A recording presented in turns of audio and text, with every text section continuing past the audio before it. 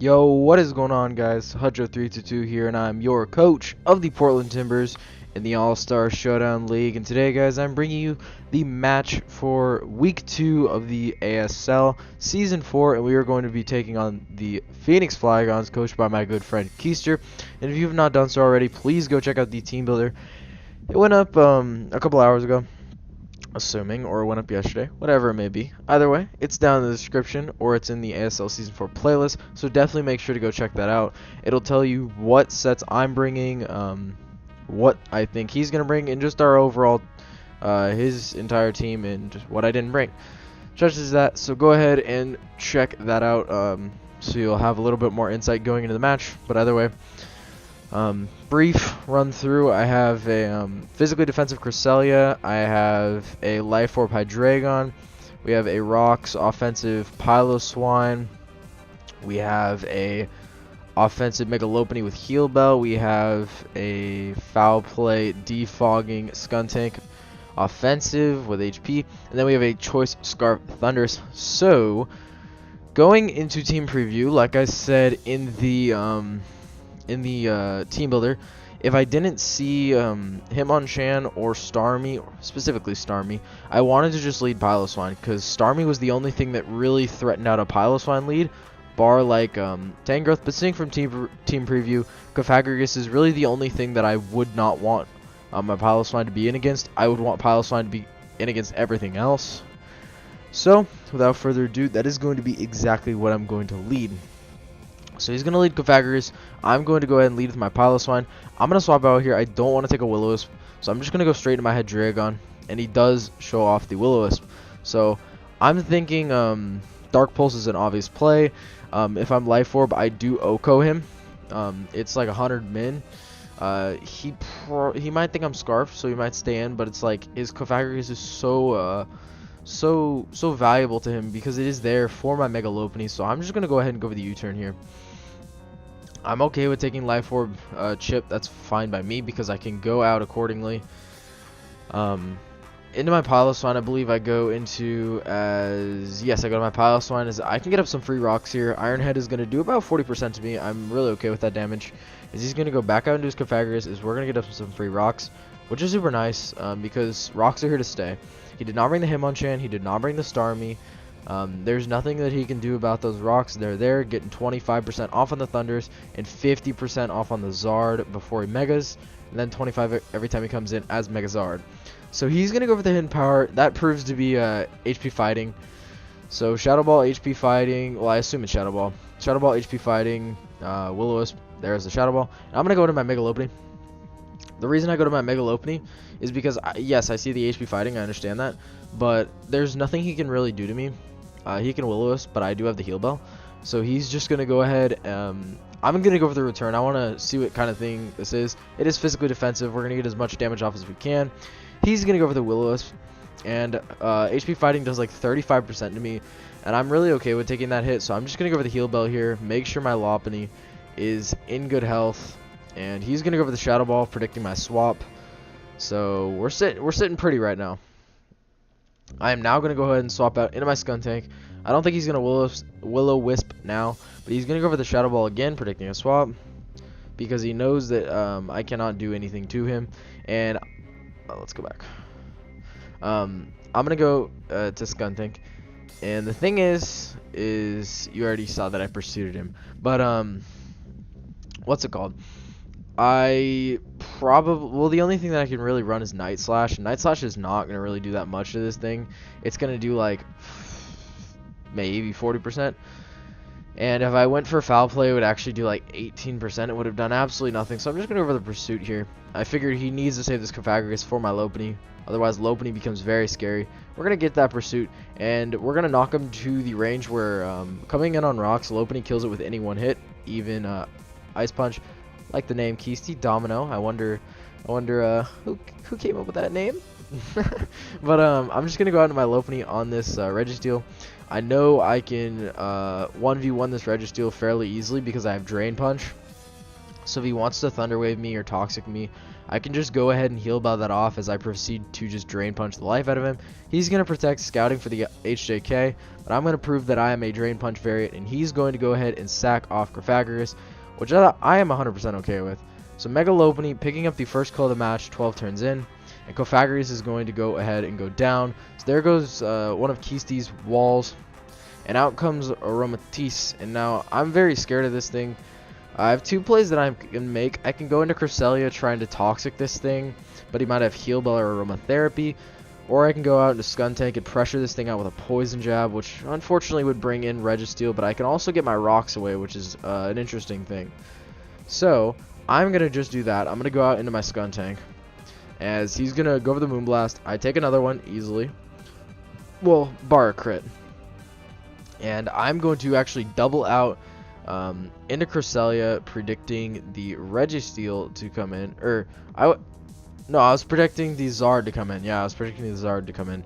I wasn't predicting Registeel. If I was predicting Registeel, I would have gone Pylo or Lopunny. So yeah, I predicted the Zard to come out, but Nidoqueen coming out is just as fine. I'm going to get some nice Rocks chip, as I'm actually okay just to click HP Ground here. Expecting Registeel to want to come out, but he's going to go into his Zard, which this is 100% okay with me, as he is going to go ahead and go for the Roost. I predicted this, and I'm going to go ahead and fire off a nice Psychic here. Now the damage on this Psychic tells me that he is an offensive Zard X, otherwise it would have done closer to 25%.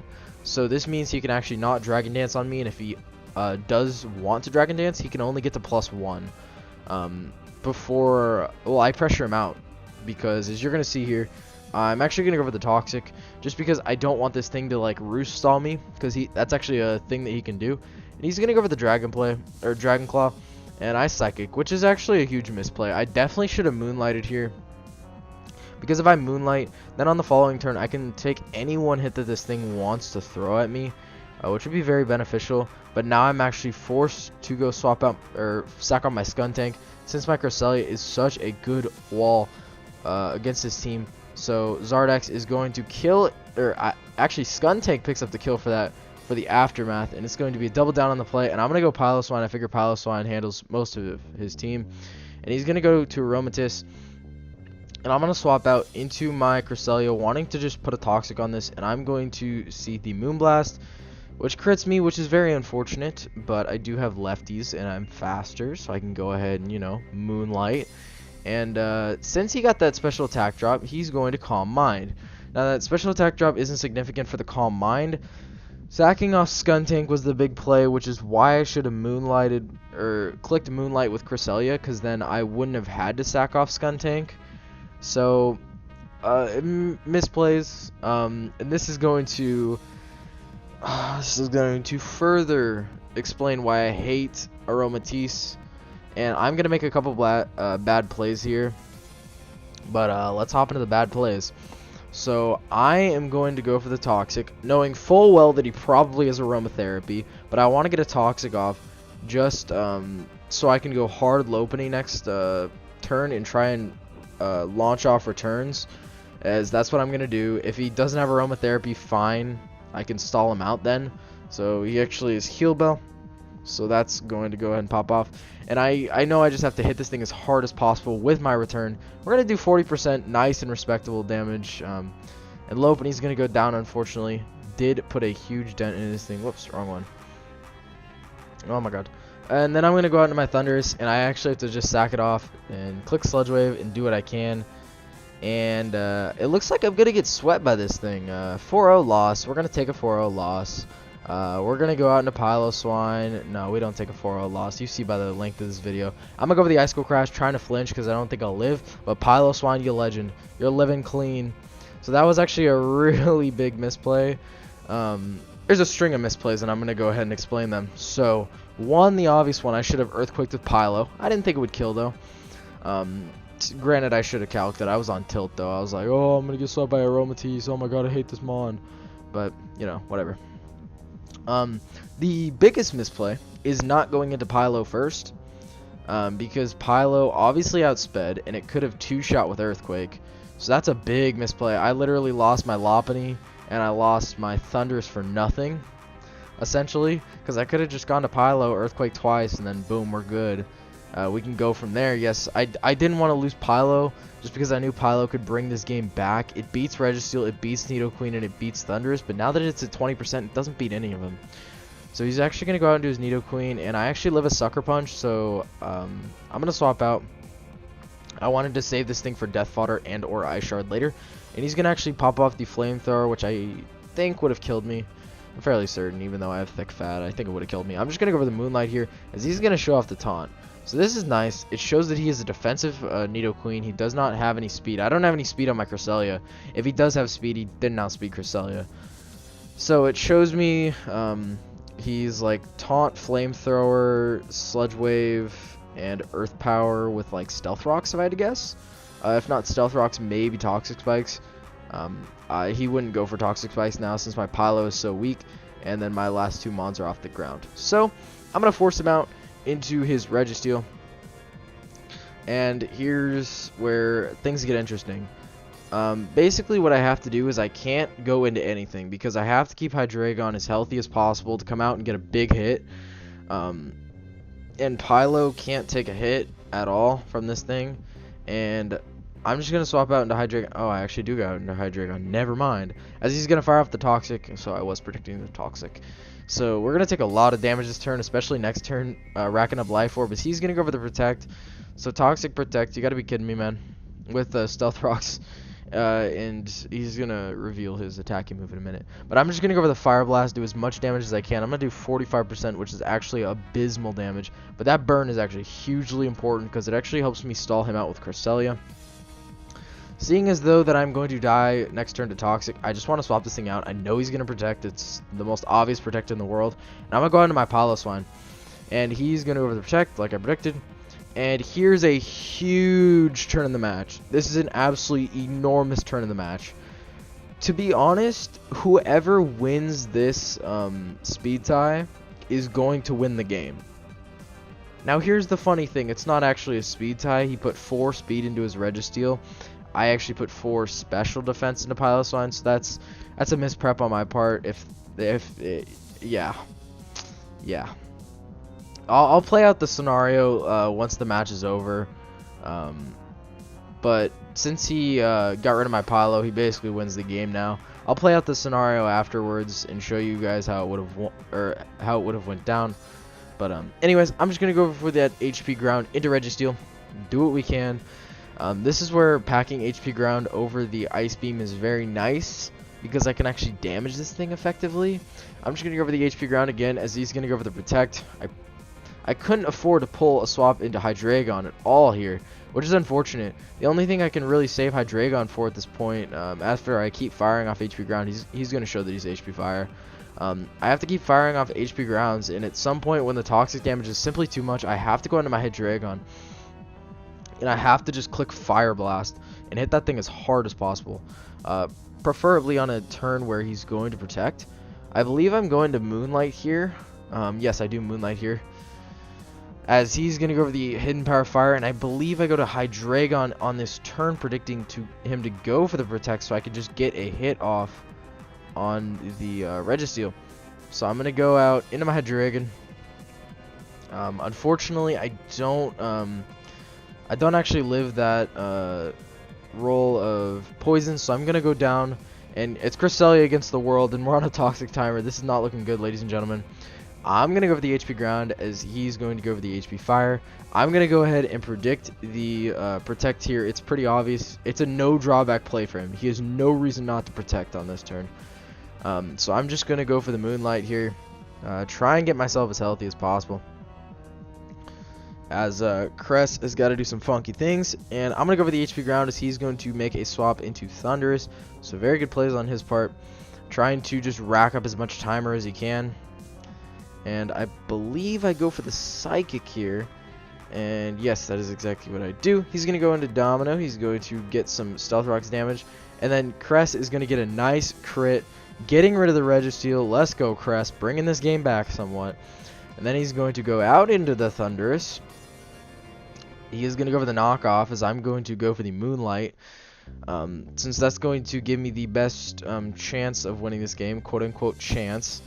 And then he's going to go for the Thunder Punch. We are going to live but die to poison. But guess what, Crest? We're bringing this game to a 1-0 as we're going to crit the Thunderous. That 100% mattered. Otherwise, it would have done like 40 max. So, yeah, we're gonna lose the game. Very unfortunate. Let me update the records here. Well, yes, of course, it sucks to lose. It sucks to lose, especially in that close of a match. But to be fair, playing TG and Keester in my first 2 matches, I'm pretty happy to come out of it 1-1 with a +2. And yeah, misplays. It was honestly sacking my stuff off to the Aromatisse. If I would have gone Pylo early, I think I win the match, just because Thunderous puts in so much work at the end of that game. Thunderous is a huge wall breaker at the end of that game. So is Megalopony. It's like I had to lose my wall breakers just to try and get rid of the Aromatisse. It was almost a 4-0. I almost got 4-0'd, but I worked it back to a 1-0. Should have been a 3-0 to be honest. No, it would have been a 2-0. It still would have been a 2-0 because I still would have gotten I still would have gotten damage up on Registeel. It might have. Whatever. It was going to be a 2-0 or 3-0. And I got it back to a 1-0 due to some lucky critting. So thank you, Crest. But let's go back. Let me play out this scenario. So, right here. So we have Piloswine versus Registeel. If I get the Earthquake off, I have a chance to kill because he's specially defensive. I'll actually probably kill it. If not, if it doesn't kill, then I can revenge it with Hydreigon. Actually, no, I can't. I revenge it with Cresselia since I would outspeed. Like, he would be living on a sliver, and if anything, HP ground is like 14%. So anyways, I kill him. Let's say I die. Let's say I don't kill him. He's on like 10, or he would be on like 5 or something. Crest comes in. It goes for the kill. If he goes to Thunderous, he clicks Knockoff. As I Moonlight, I'm back up to full. And he has nothing that beats Crest. Crest can just Psychic this, and it Psychics this. And I get a 2-0 victory, and I win the game. But me not prepping for Registeel's speed lost me the game. If I would have put in 8 speed on this Piloswine, which I should have at least put 4 to give myself a chance at a speed tie. If I would have put more speed into this Piloswine, I would have won the game. Outright, I win the game. You even assume, like, what if it doesn't put it into range for Crest? Then okay, I can still, well, there's no way it's not putting it in range for Crest. Even like a min roll on this thing is like 40%. So you're sitting at 15, Crest is like 18 or whatever it was with HP ground. Hidden power. Let's go down here.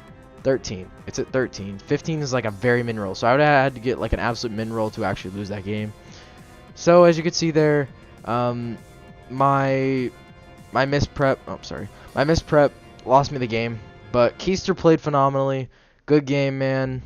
I definitely think that was a very, very good follow-up match from the championship. That was, I mean, it was a 1-0. It was pretty close. I could have played better. Keester just he played the Aromatisse to perfection. He brought it in at the exact right time. And yeah, that's gonna be the game, guys. Thank you all for watching. And next week we got excellent name, coach of the St. George Dragonites in the super hyper offensive team. So hopefully we can outbulk them. But I will see you guys in the next video, which actually I might do a an Ultra Sun and Ultra Moon analysis video, something like that, like showcasing all the new UBs and stuff like that, or the new Mons and what I think of them. But don't get your hopes up too high. But anyways, I will see you guys in the next video. Thank you all for watching, and goodbye.